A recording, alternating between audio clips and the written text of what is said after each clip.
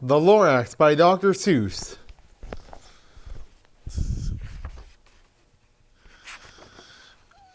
At the far end of town where the grickle grass grows, and the wind smells slow and sour when it blows, and no birds ever sing excepting old crows, is the street of the lifted Lorax.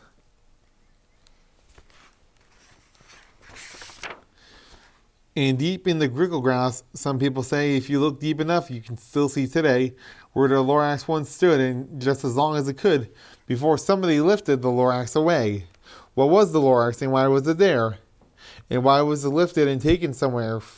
From the far end of town where the grickle grass grows, the old oncer still lives there. Ask him, he knows.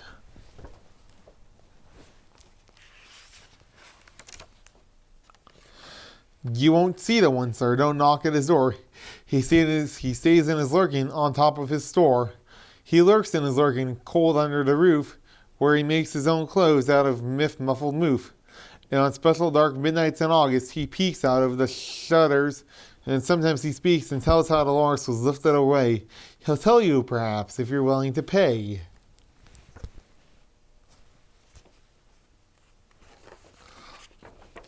On the end of a rope, he lets down a tin pail, and you have to toss in 15 cents and a nail, and the shell of a great-great-grandfather snail.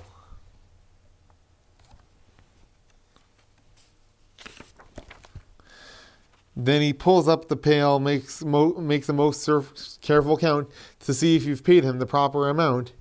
Then he hides in his snoove, his secret strange hole, in his grubulous glove. Then he grunts, I will call you by whispering a phone, for the secrets I tell you are 4 years alone.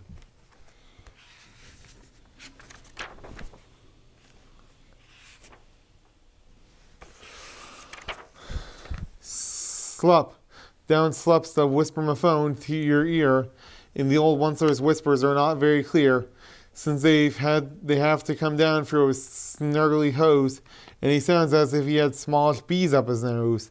Now I'll tell you, he says, with his teeth sounding gray, how the Lorax got lifted and taken away. It all started way back, such a long, long time back.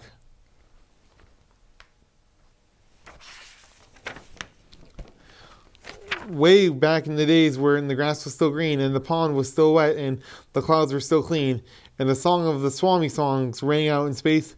One morning I came to this glorious place, and I first saw the trees, the truffula trees, the bright colored tufts of the truffula trees, mile after mile in the fresh morning breeze.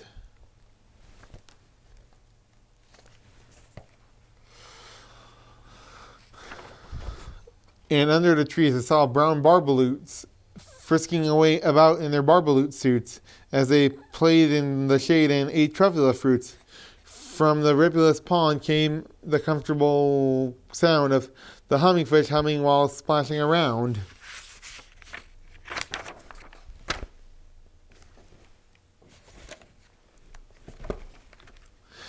But those truffula trees, all my life I had been searching for such trees as these. The touch of their tufts was much softer than silk, and they had the sweet smell of fresh butterfly milk. I felt a great leaping of joy in my heart. I knew just what to do. What I do, I unloaded my cart. Whoops.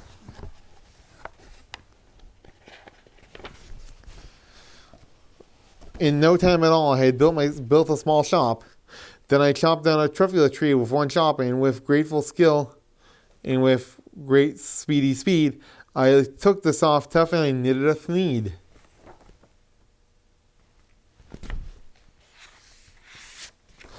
Then the instant I finished, I heard a gazump. I looked, I saw something pop out of the stump of the tree I chopped down. It was a sort of a man. Describe him, that's hard, I don't know if I can. He was shortish and oldish and brownish and mossy, and he spoke with a voice that was sharpish and bossy.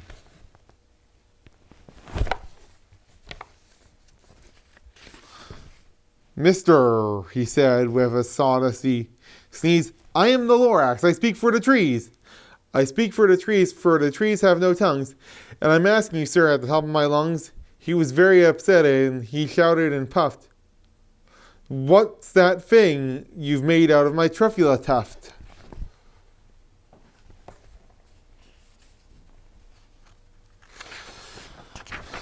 Look, Lorax, I said, there's no cause for alarm. I chopped this just one tree, and I'm doing no harm. I'm being quite useful. This thing is a need. A needs to find something that all people need.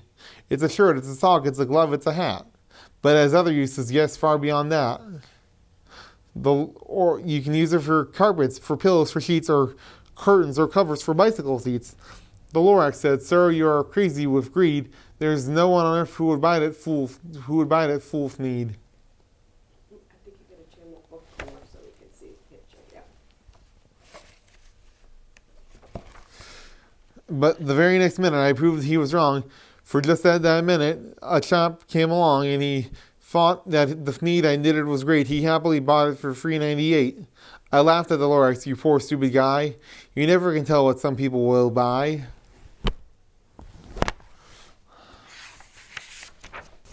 I repeat, cried the Lorax, I speak for the trees. I'm busy, I told him. Shut up, if you please.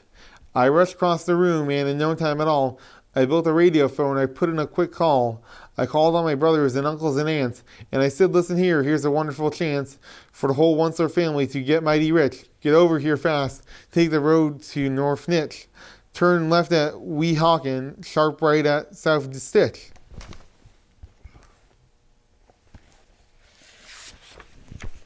And in no time at all, in the factory I built, the whole Once-Or family was working full tilt. We were all knitting needs just as busy as bees, to the sound of the chopping of truffula trees. Whoops. Then, oh baby, oh, how my business did grow. Now chopping one tree at a time was too slow, so I quickly invented my super axe hacker, which whacked off 4 truffula trees at one smacker. We were making needs 4 times as fast as before, and the Lorax, he didn't show up anymore.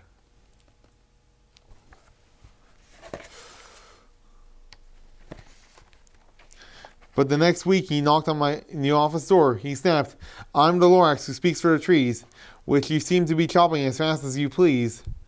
But I'm also in charge of the brown barbaloots who played in the shade in their barbaloot suits and happily lived eating truffula fruits. Now, thanks to your hacking my trees to the ground, there's not enough truffula fruit to go round. And my poor barbaloots are all getting their crummies because they have gas and no food in their tummies. Whoops.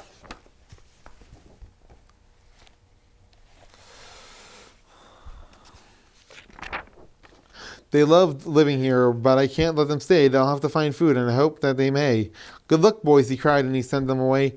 I, the Once-Or, felt sad as I watched them all go, but business is business, and business must grow, regardless of crummies and tummies, you know.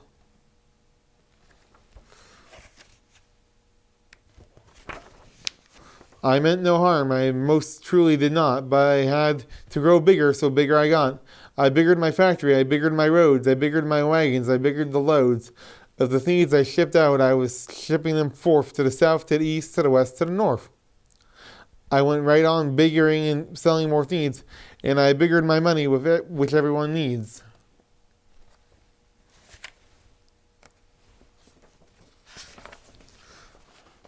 Then again, he came back. I was fixing some pipes when the old nuisance Lorax came back with more gripes. I'm the Lorax, he coughed and he whiffed. He sneezed and he snuffled. He snargled and sniffed. Once-Or, he cried with a cruffulous croak. Once-Or, you're making such smogulous smoke. My poor swami swans, why they can't sing a note. No one can sing who has smog in his throat.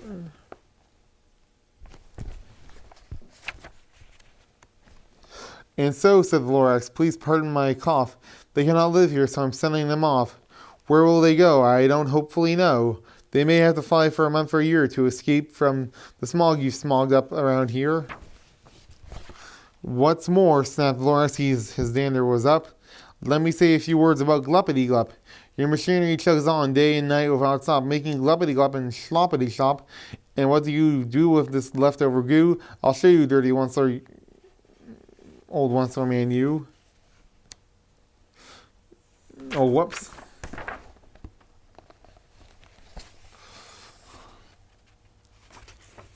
You're glumping the pond with that where the hummingfish hummed.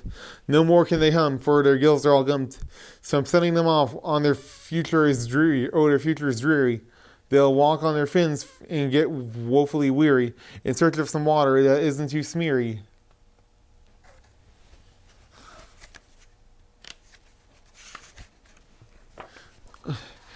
And then I got mad. I got terribly mad. I yelled at the Lorax. Now listen here, Dad. All you do is yap, yap, yap and say bad, bad, bad, bad. Well, I have my rights, sir, and I'm telling you, I intend to go on doing just what I do. And for your information, you Lorax, I'm figuring on biggering and biggering and biggering and biggering. Turning more truffula trees into needs, which everyone needs.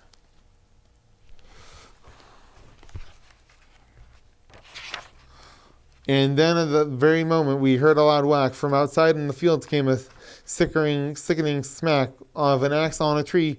Then we heard the tree fall, the very last truffula tree of them all.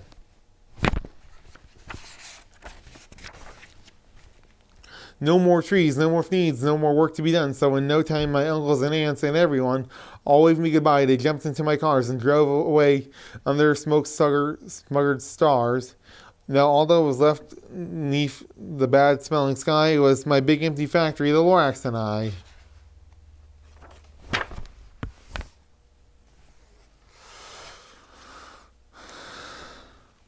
The Lorax said nothing, just gave me a glance, and just gave me a very sad backward glance, and he lifted himself by the seat of his pants, and I'll never forget the grim look on his face when he hoisted himself and took leave of this place. Through a hole in the smog without leaving a trace.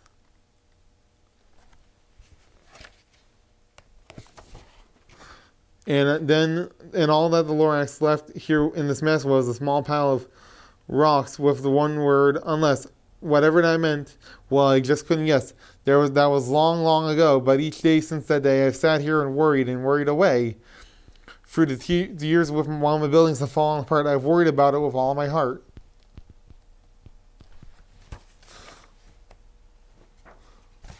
But now that you're here, the word of the Lorax seems perfectly clear. Unless someone like you cares a whole awful lot, nothing's going to get better. It's not. So catch, calls the one slur. He lets something fall. It's a truffula seed. It's the last one of all. You're in charge of the last truffula seeds, and truffula trees are what everyone needs. Plant a new truffula tree. Treat it with care. Give it clean water and feed it fresh air. Grow a forest. Protect it from axes that hack, and then the Lorax and all of his friends may come back. The end.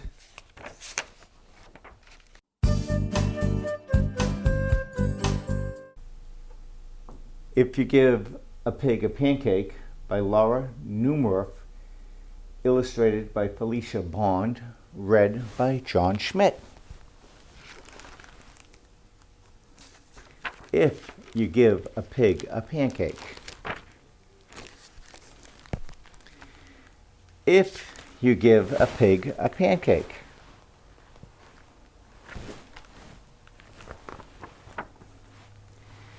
If you give a pig a pancake.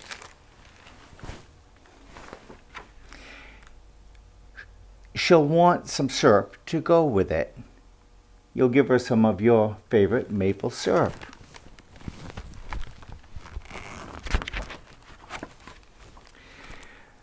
She'll probably get all sticky, so she'll want to take a bath. She'll ask you for some bubbles. When you give her the bubbles, she'll probably ask you for a toy. You'll have to find your rubber duck.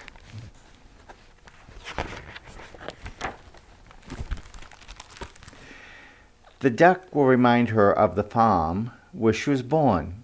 She might feel homesick and want to visit her family. She'll want you to come too. She'll look through your closet for a suitcase.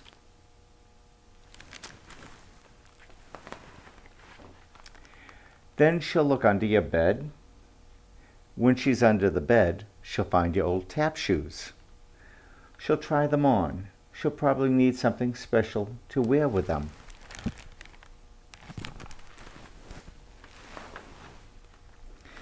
When she's all dressed up, she'll ask for some music. You'll play your very best piano piece and she'll start dancing.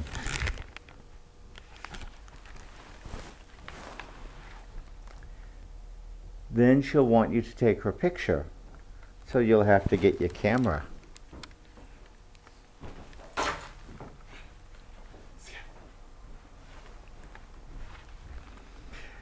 When she sees the picture, she'll ask you to take more. Then she'll want to send one to each of her friends.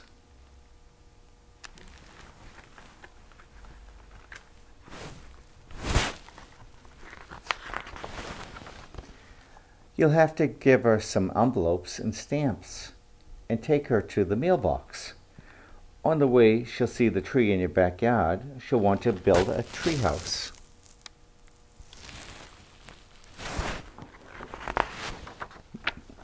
So you'll have to get her some wood, a hammer, and some nails.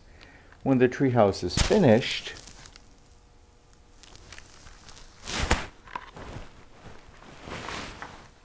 she'll want to decorate it. She'll ask for some wallpaper and glue.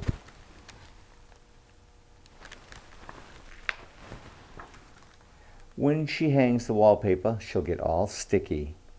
Feeling sticky will remind her of your favorite maple syrup. She'll probably ask you for some.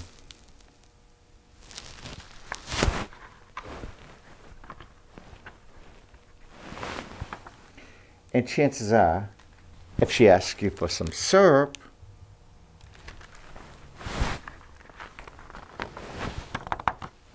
she'll want a pancake to go with it. The end.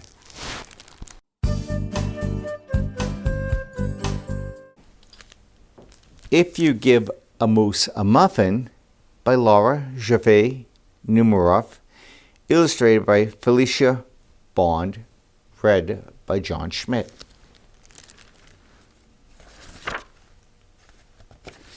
If You Give a Moose a Muffin. For Alice and Emily, the two best sisters anyone could ever possibly want. For Antoni, Nahum, Jennifer, Santos, Brian, and Crystal. That's who the book is dedicated to. If You Give a Moose a Muffin, he'll want some jam to go with it. So you'll bring out some of your mother's homemade blackberry jam.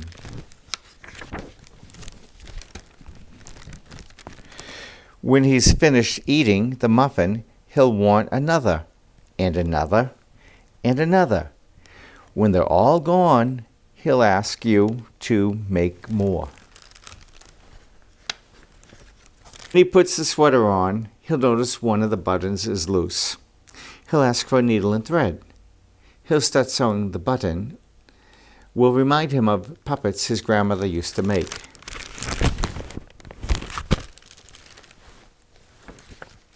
So he'll ask for some old socks. He'll make sock puppets. When they're done, he'll want to put on a puppet show. He'll need some cardboard and paints. Then he'll ask you to help make the scenery.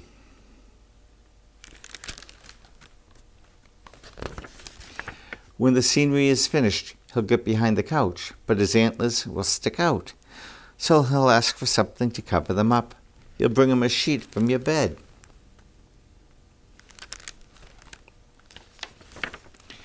When he sees the sheet, he'll remember he wants to be a ghost for Halloween. He'll try it on and shout, "Boo!" It'll scare him so much he'll knock over the paints.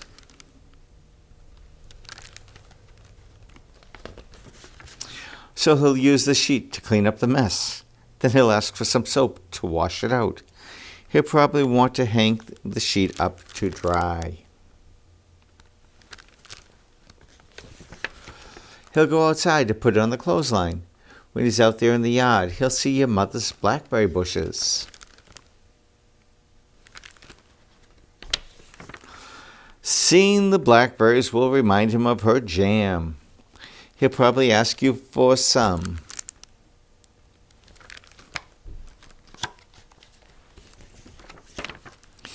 And chances are, if you give him the jam, he'll want a muffin to go with it. The end. If you give a mouse a cookie, by Lara, Newmorf, and Felicia Bond. Read by John Schmidt. If you give a mouse a cookie. If you give a mouse a cookie, he's going to ask for a glass of milk. When you give him the milk, he'll probably ask you for a straw. When he's finished, he'll ask for a napkin. Then he'll want to look in a mirror to make sure he doesn't have a milk mustache. When he looks into the mirror, he might notice his hair needs a trim. So he'll probably ask for a pair of nail scissors. When he's finished giving himself a trim, he'll want a broom to sweep up. He'll start sweeping. He might get carried away and sweep every room in the house. He may even end up washing the floors as well. When he's done, he'll probably want to take a nap. You'll have to fix up a little box for him with a blanket and a pillow. He'll crawl in, make himself comfortable, and flop the pillow a few times. He'll probably ask you to read him a story. So you'll read to him from one of your books, and he'll ask to see the pictures. When he looks at the pictures, he'll get so excited he'll want to draw one of his own. He'll ask for papers and crayons.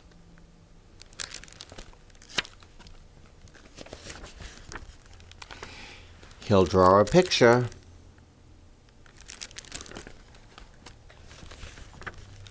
When the picture is finished, he'll want to sign his name. With a pen, then he'll want to hang his picture on your refrigerator, which means he'll need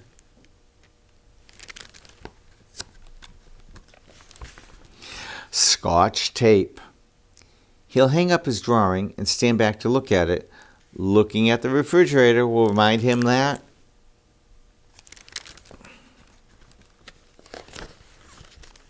he's thirsty, so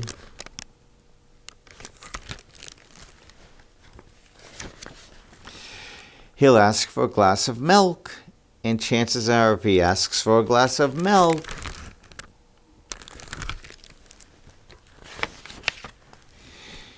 he's going to want a cookie to go with it. The end.